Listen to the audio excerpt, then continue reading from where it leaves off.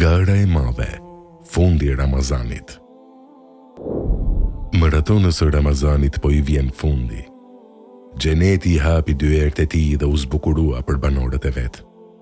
E hapur ishte edhe porta Rejan, për të pritur ata që i rezistuan rrugtimit të gjatë. Hasan el Basri e përshkruante Ramazanin si pistë garash. Ai thoshte: Zoti e ka bërë Ramazanin si një pistë garash për njerëzit, ku ata garojnë për vepra të mira me të cilat fitojnë kënaqësinë e krijuesit të tyre. Një pjesë e njerëzve arrin finishin, ndërkohë që të tjerët mbeten prapa. Për të çuditur është me dikë që qesh, ndërkohë që të tjerët marrin çmimin e fitores, ndërkohë që ai vet ka humbur bashkë me shumë të tjerë. Aliu, Zoti qoftë i kënaqur me të, dilte çdo natë të fundit të Ramazanit dhe i motivonte garuesit duke u thirrur me zë të lartë. Do të doja ta njoh të pranuarin tek Zoti dhe ta uroj, por dhe të privuarin që ta ngushëlloj. Kurse interpretuesi i Kuranit, Ibn Mesudi, Zoti qoftë i kënaqur me të, i cili radhitej në krye të garuesve gjatë maratonës së Ramazanit, thoshte: Kush është i pranuari që ta uroj? Kush është i privuari që ta ngushëlloj? O i pranuar, halal të qoftë. O i privuar, Zoti të kompensoft. Garues të dashur, le të përpiqemi me mishe me shpirt që të radhitemi tek të pranuarit dhe fituesit. Le t'i bashkëngjitemi karvanit të njerëzve të mirë dhe të dashur tek Zoti. Nuk kanë mbetur vetëm disa ditë dhe tek Zoti ka vlerë mënyra se si e mbyllim. Istikfari, vula e garës. Këtë gjë i kishte kapur kalifi i pestë, Omer ibn Abdul Aziz, Zoti qoftë i kënaqur me të. Ai u shkruante një letër të gjithë vilajeteve të kalifatit islam, në të cilin i këshillonte të bëjnë sa më shumë istikfar ditët e fundit të Ramazanit, duke u thënë: Në këto ditë, thoni siç thoshte babai juaj Ademi: Zoti ynë, ne i bëm padrejtësi vetes tonë, e nëse nuk na fal dhe mëshiron, do të jemi të humbur. Thoni siç thoshte Nuhu alayhi salam: Nëse nuk më fal dhe më mëshiron, do të jem nga të humburit.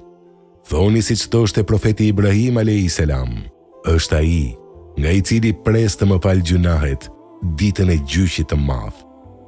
Thoni siç thoshte Musa alayhi salam: Zoti im, unë i kam bërë padrejtësi vetes, prandaj më fal. E Zoti e fali. Ai është falës dhe i gjithë mëshirshëm. Thoni siç thoshte Yunusi alayhi salam: Nuk ka zot tjetër përveç teje, unë bëra padrejtësi. Hasan Basri thoshte: E shtoni istikfarin, pasi ju nuk e dini kur zbret rahmeti, mëshira. Kurse Lukmani këshillonte birin e tij me fjalët: O biri im, mësoje gjuhën tënde me istikfar, pasi Zoti ka disa çaste në të cilat nuk e kthen mbrapsht lutjen. Prandaj, le ta shpeshtojmë, sidomos këto ditë, deklaratën se nuk ka zot tjetër përveç Allahut, falësit dhe të gjithë mëshirshmit, si dhe të kërkojmë falje dhe të pendohemi tek ai për të metat tona. Garues të nderuar, garës e Ramazanit po i vjen fundi. Nga ditët e tij kanë mbetur shumë pak. Prandaj kushdo që ka bërë punë të mira gjatë këtij muaji, le t'i vazhdoj deri në fund. Bëni diçka të mirë në këto ditë mbetura. Le ta mbyllim me të mira muajin e bekuar. I dhuroni punë të mira këtij muaji, të cilat do të ndërmjetësojnë për ju tek Zoti. Në çastet e ndarjes me këtë muaj, i thoni fjalët më të bukura të përcjelljes dhe lamtumirës. Ditët e fundit, ditë reflektimi. E kush prej nesh nuk i dhemb ndarja me një të dashur? Kë nuk e prekin momentet e vetmis që pasojnë ndarjen? Me lot gëzimi të pritëm o Ramazan, dhe me lot malli dhe pendimi po të përcjellim.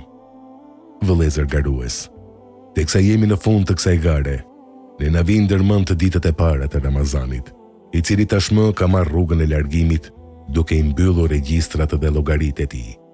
Çdo garues prej nesh, le të qëndroj pak me veten dhe t'i kërkoj llogari dhe të reflektoj. Si e priti këtë mik? A ushqeu ndonjë komshi, mik apo vëlla me të cilin e ka bashkuar Zoti? A vizitoi ndonjë të sëmur? A ftoi për iftar ndonjë agjërues? A ju gjet pranë dikujt që kishte nevojë dhe ndihmoi në kapërcimin e vështirësive?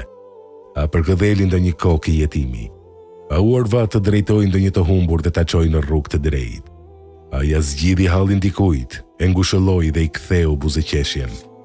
A i qëndroj pranë një të privuari, a pajtoj dy persona në mëri, a i respektoj prindrit, të afërmit, mësuesit dhe vlezrit.